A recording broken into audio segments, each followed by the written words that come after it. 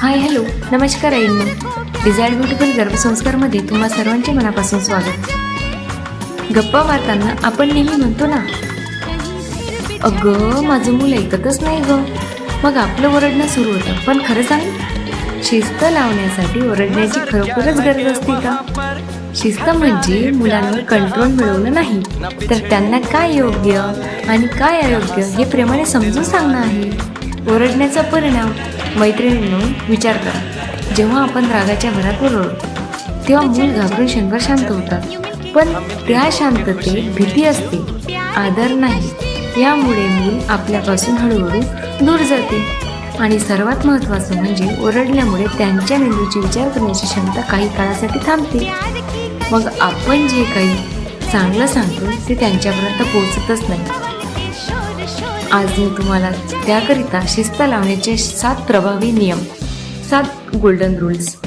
चला तर मग आता हे गोल्डन रूल्स कोणते हे तुमच्या डोक्यात प्रश्न आला असेल तर मी तुम्हाला सांगणार आहे. बघा, न ओरडता मुलांना शिस्त लावण्याचे 7 सोपे नियम पाहूया, जे मी स्वतःसुद्धा फॉलो करायचा प्रयत्न करते आणि तुम्ही सुद्धा करा माझ्यासोबत. थांबा आणि श्वास घ्या. जेव्हा खूप राग येईल तेव्हा लगेच काही बोलण्यापेक्षा एक दीर्घ श्वास घ्या. तो 5 सेकंदाचा पॉज तुमचा राग शांत करेल.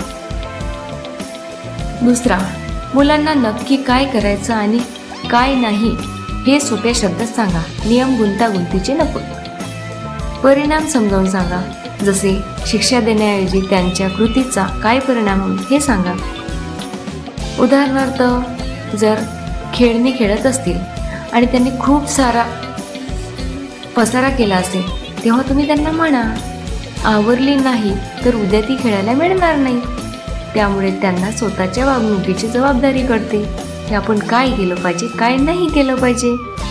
आता कौतुकाची थाप आता कशी तेही बघा.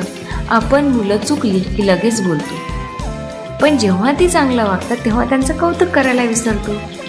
त्याचं छोटं कौतुक त्यांना चांगलं वागण्यास प्रोत्साहन देतं. मन मोकळा संवाद साधा. जसं की मुलांशी रोज गप्पा मारा. त्यांना तुमच्या दैनंदिन जीवनातल्या गोष्टी सांगा. त्यांना काय काय वाटतं हे ऐकून घ्या. संवाद असेल तर ओरडण्याची गरजच पडणार नाही. मी माझ्या मुलींसोबत असंच फॉलो करते. तुम्ही सुद्धा करा. त्यांचा फिक्स रुटीन ठरवा. जसे मुलांच्या जेवणाचा, अभ्यासाचा, खेळण्याचा अशा वेळा जर ठरल्या असतील तर त्यांनाही कळतं की आता काय करायचं. यामुळे चिडचिड कमी होते. स्वतः आदर्श बना. ही सर्वात मोठी